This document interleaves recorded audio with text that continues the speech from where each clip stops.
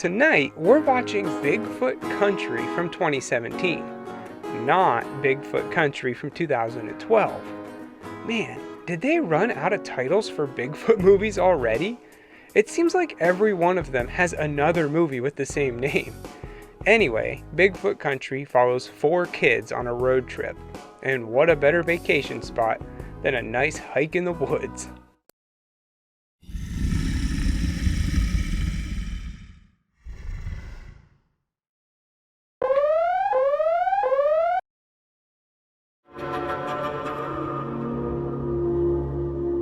Before we can get to them, though, first we have some guys in the woods who seem to be looking for the monster.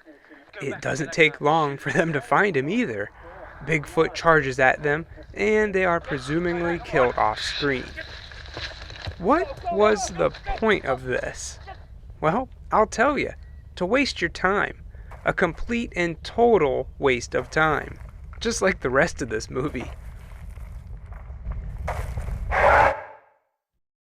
So finally, we get to meet our main cast. There's Sean, Kira, Bryce, and Carly. And really, they're all just trying to get into each other's pants. Pretty typical, and honestly, it's expected at this point. They stop at a bar before heading out into the woods and get a warning from not only the waitress, but also the only other customer, telling them, "Go home!" But of course, they ignore all the warnings and decide, let's do it. Let's do it. Let's do it. Let's do it. All right, let's do it. No, seriously, let's do it. When they get to the first camping spot, Bryce conveniently forgot to bring a third tent, thinking he'll get to sleep with Carly. But his plan backfired, and now he's bunking with Sean. Well, in the end, he doesn't seem to care. Before bed, they tell ghost stories around the fire, and the mood is pretty light, until they hear something in the trees.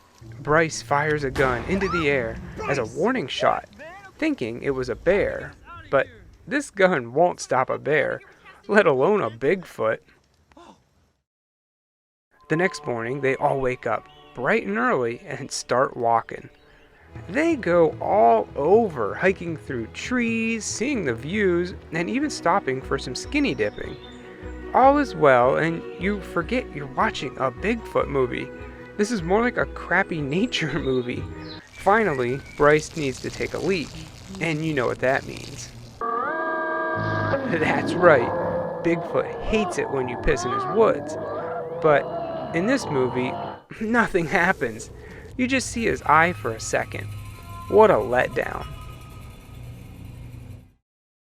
They set up camp, but this time the group is far more freaked out.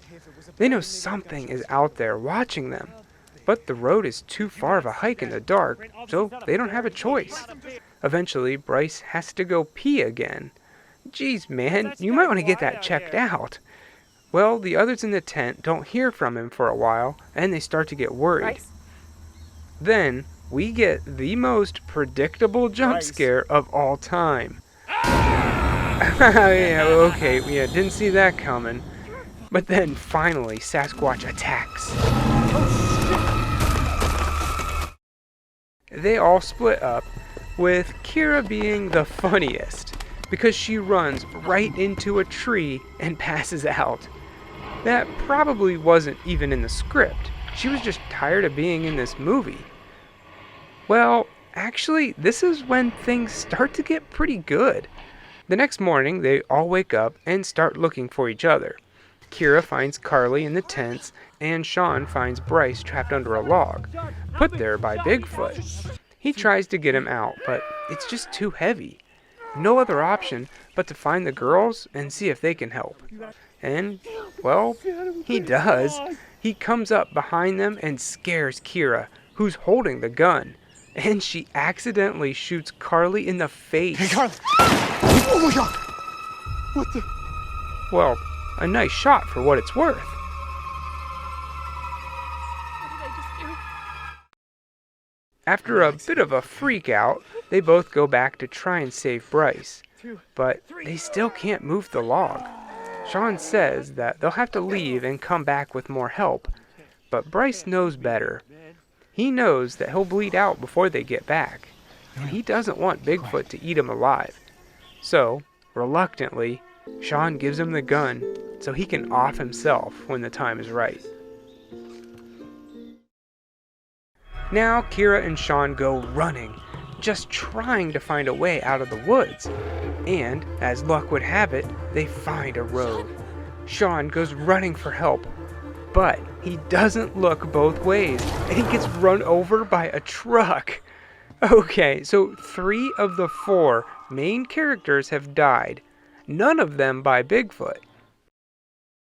Well, Kira passes out and wakes up in the hospital, handcuffed to the bed. The end. The funny thing about Bigfoot Country is you go in expecting it to be bad, and at first it is, but by the end it actually gets to be halfway decent. Not good by any means, but not bad either. Even so, I can't really recommend Bigfoot Country for the casual horror movie fan. The acting is not good. The Bigfoot is always out of focus. All you get is this shot and an up-close of the eye. I'm sure this was to hide a bad-looking suit, but from what I can see, it doesn't look that bad.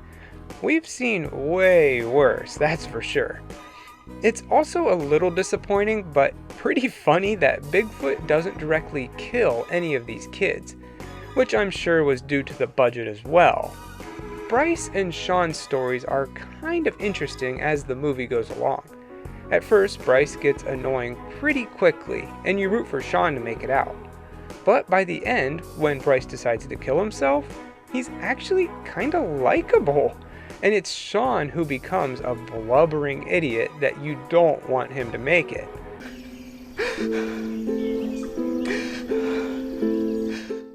And hey, they don't, so it's win-win.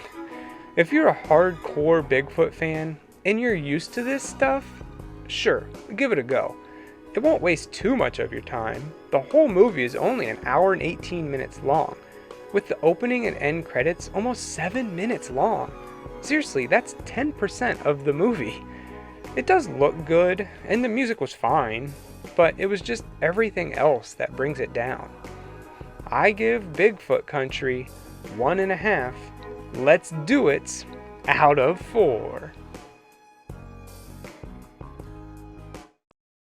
Hey, you know what happens in the woods stays in the woods, right? Ew, gross. In your dreams. Ooh, shut down, buddy. Whatever, guys, her loss. Hey, I'm sure there's gonna be some wildlife out there for you, Bryce, so don't you worry. You're so funny. Oh, that actually was really funny.